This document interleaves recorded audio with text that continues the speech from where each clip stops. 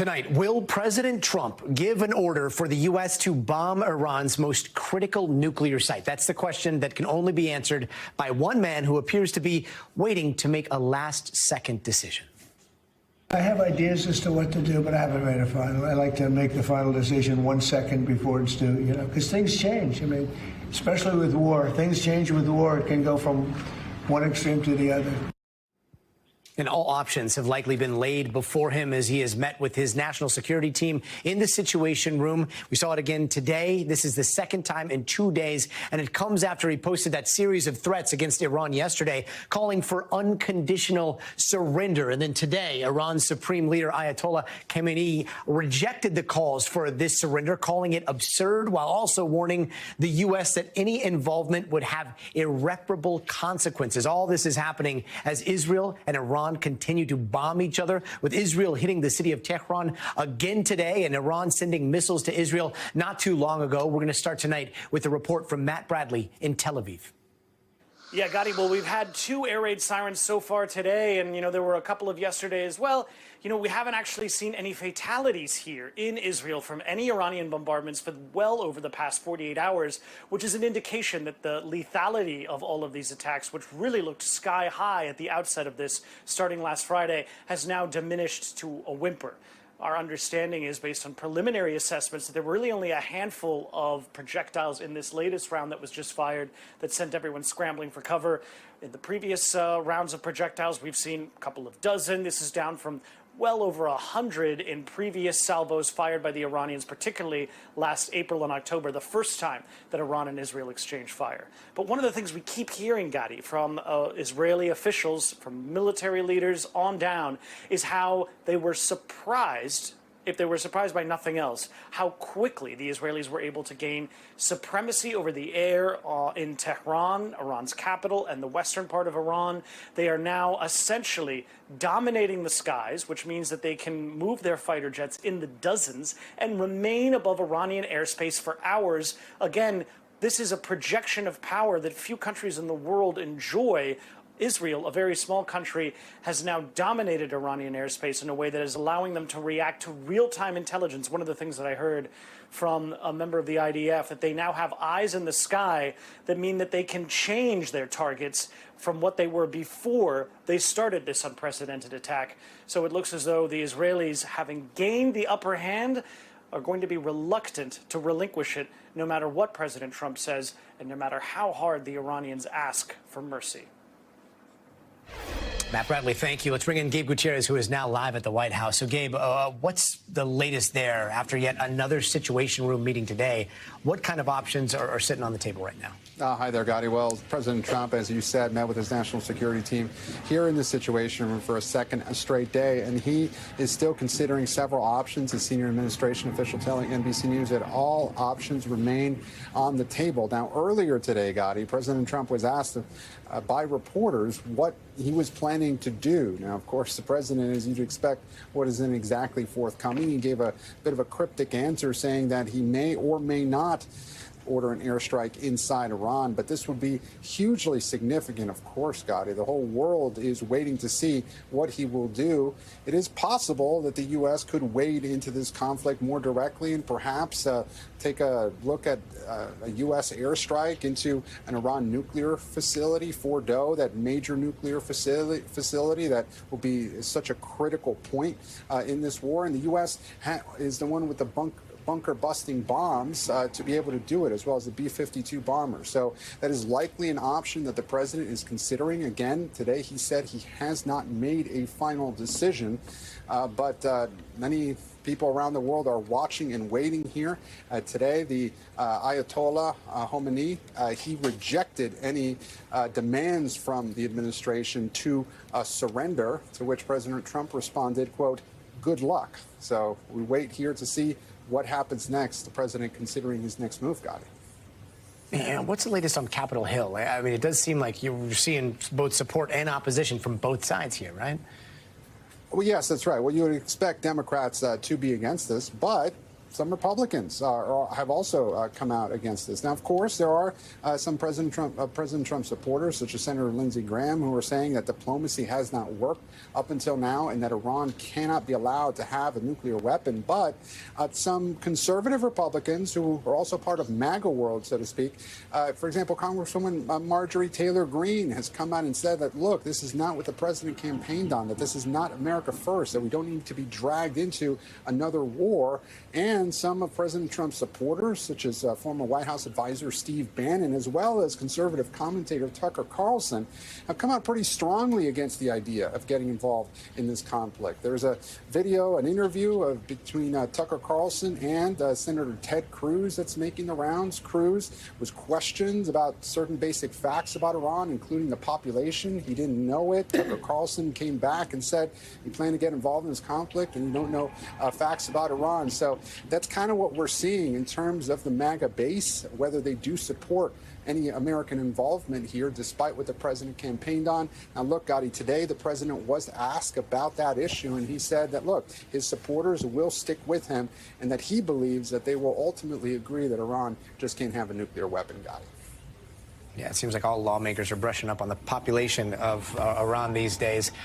Meanwhile, DNI Director Tulsi Gabbard, is there a split between her and the president on this? Because, it seems like today she's coming forward with statements saying her and the president are on the same page. Is that the truth here? Look, multiple senior administration officials tell NBC News that Tulsi Gabbard has essentially been cut out of any internal discussions regarding the conflict between Israel and Iran. This all, started to become an issue because of a recent video that Tulsi Gabbard posted online, warning against any involvement in any conflict between Israel and Iran or any sort of nuclear involvement. Well, according to our sources, multiple sources tell us that video irritated White House officials. And you just saw it play out publicly just a few days ago. President Trump saying that he didn't care what she thought because back in March she had testified in front of Congress saying that she did not believe Iran was after a nuclear weapon.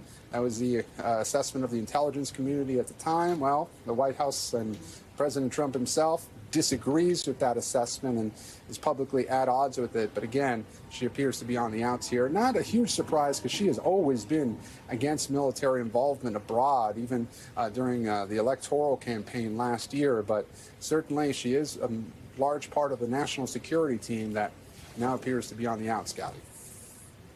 Gabe Gutierrez at the White House. Gabe, thank you.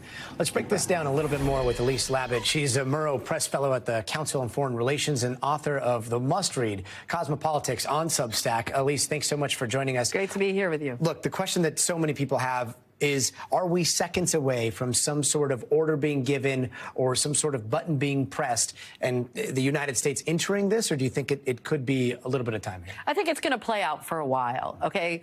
What we've heard before about these B-2 bombers, that's really the big asset that the U.S. has. And we should be clear, the president is moving a lot of assets to the region, mostly for defensive purposes, okay, to defend U.S. Interests in the Gulf, in the region, troops in the region, to also defend Israel. The main thing that the U.S. has that could help the Israelis are these bunker-busting bombs, and they would have to be used by B-2 bombers. Right now, I think they're in Missouri.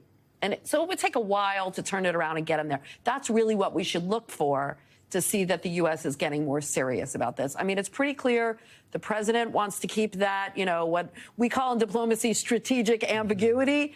He wants to just keep everybody guessing what he's going to do. But diplomacy is still going on.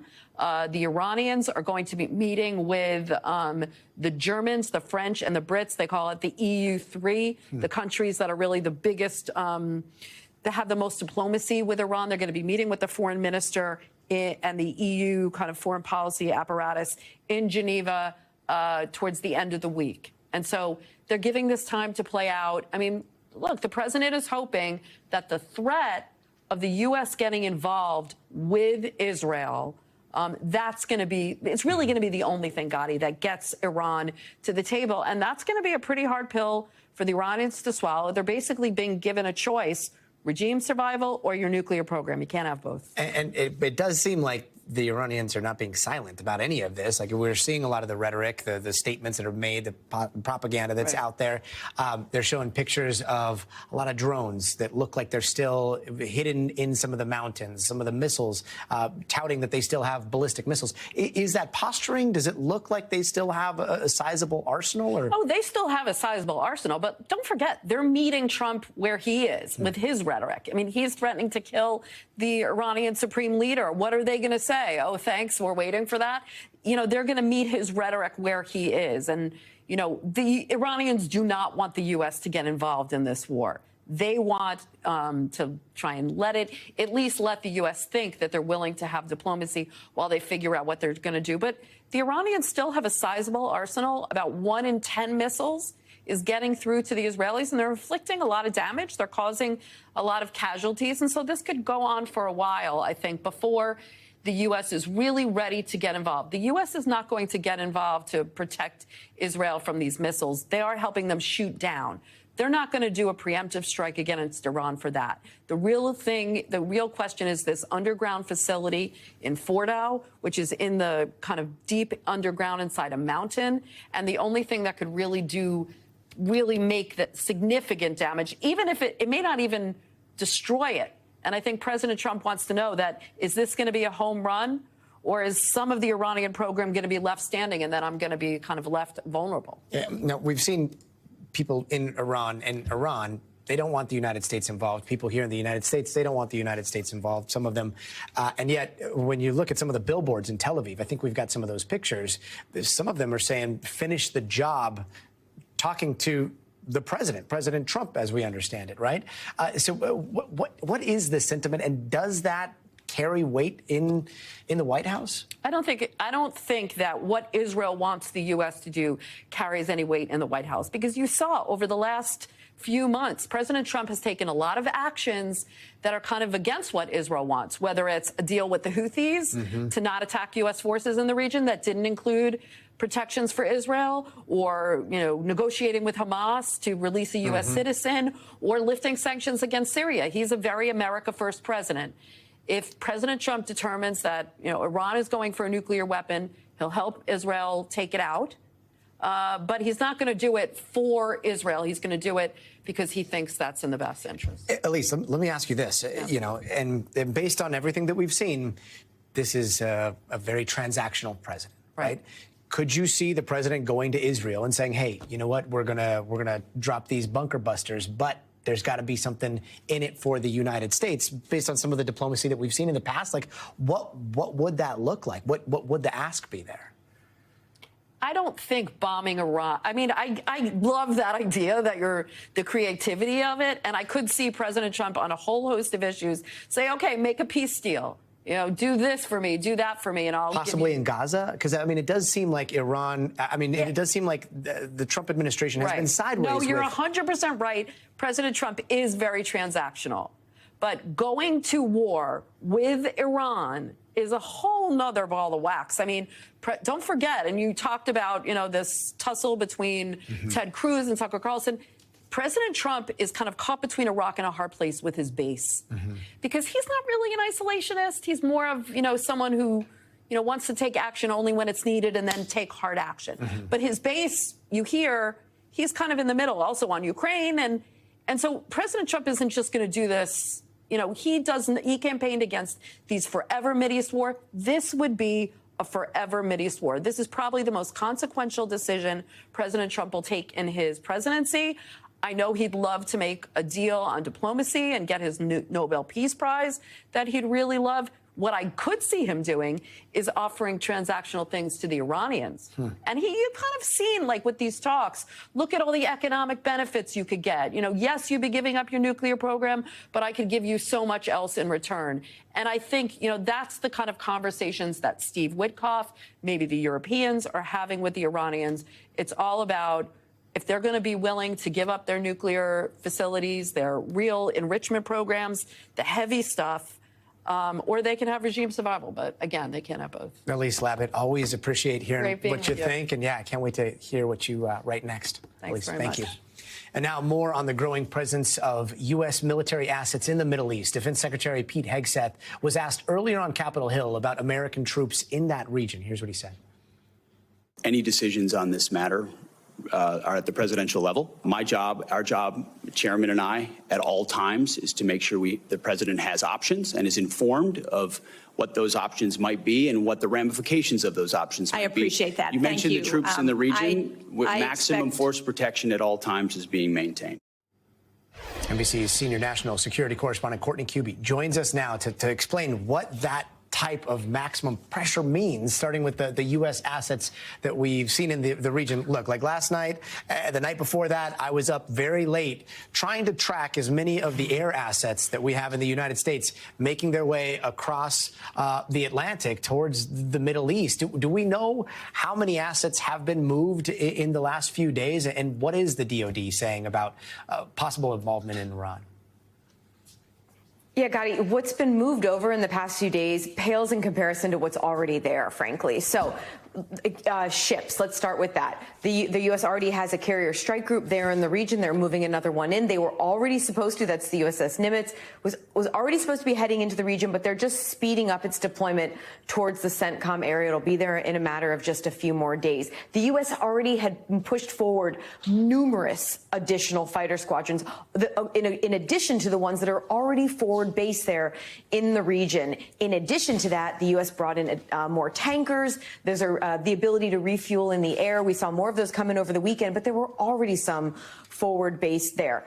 Those are some of the assets that moved in. What was already also there just in the past couple of months are defensive systems. Patriot and THAAD, those are ground-based interceptors. The destroyers that the U.S. moved into the Med, they're moving more in the coming days. Those are ballistic missile defense capable. So there is already a huge component that's there. The U.S. Air Force is bringing in additional tankers. Those are for a combination of an exercise in Europe, but also a lot of them are going in to be ready in case the U.S. needs them, or the possibility that the U.S. makes a decision to actually help with refueling in the air of Israeli military.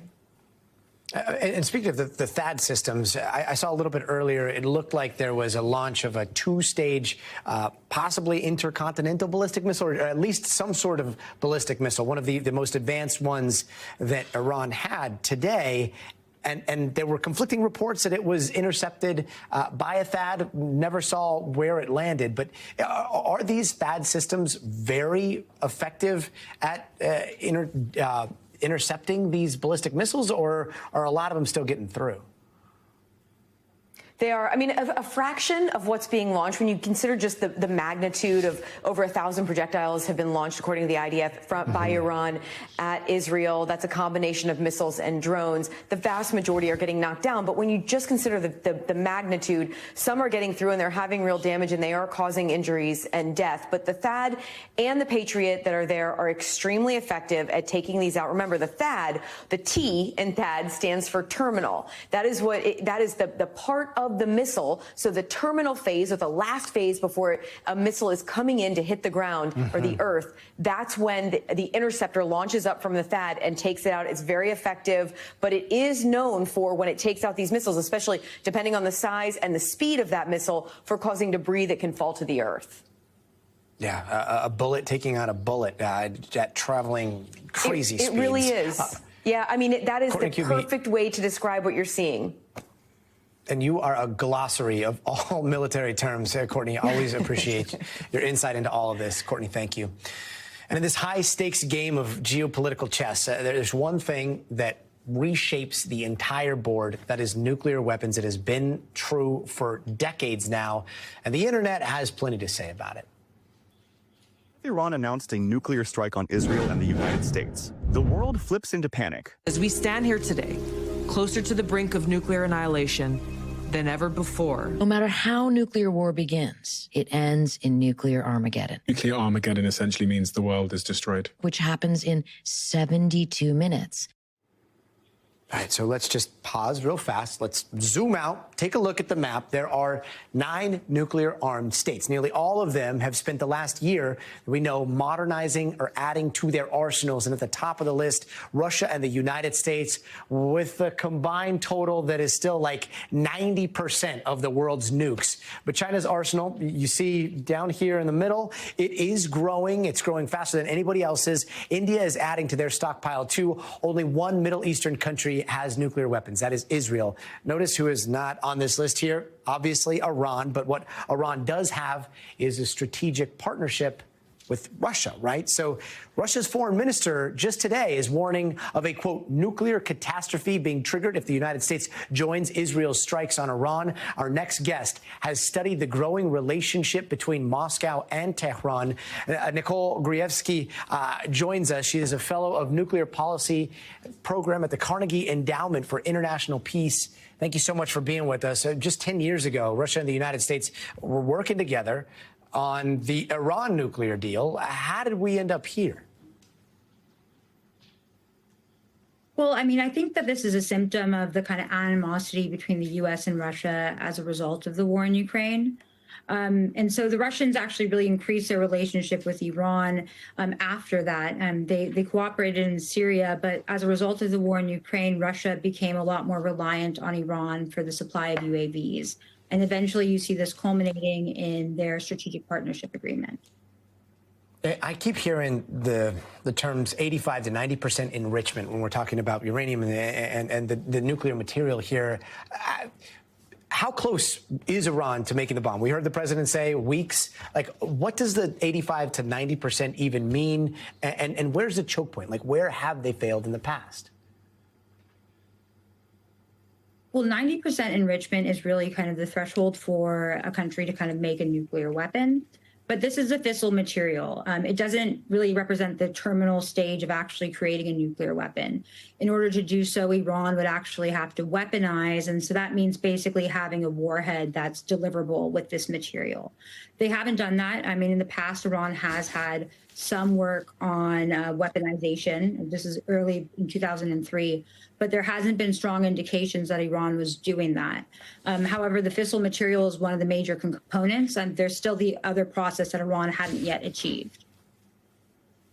And here's what President Trump said about the prospect of denuclearization a few months ago. It's important context here. Let's listen to that real fast.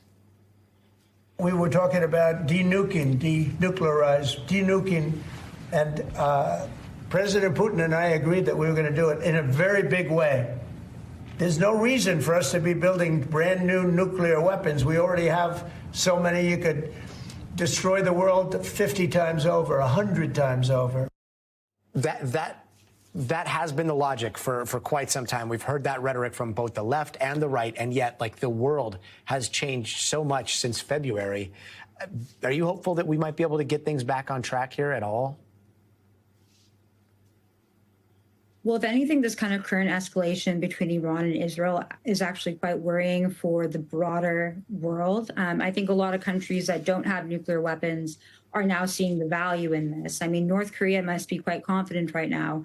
North Korea has used its nuclear weapon to kind of forestall any kind of Western or Western-aligned intervention. And so you even see this in Tehran or in Iran at the moment where there is a salience of kind of discussions about obtaining a nuclear weapon.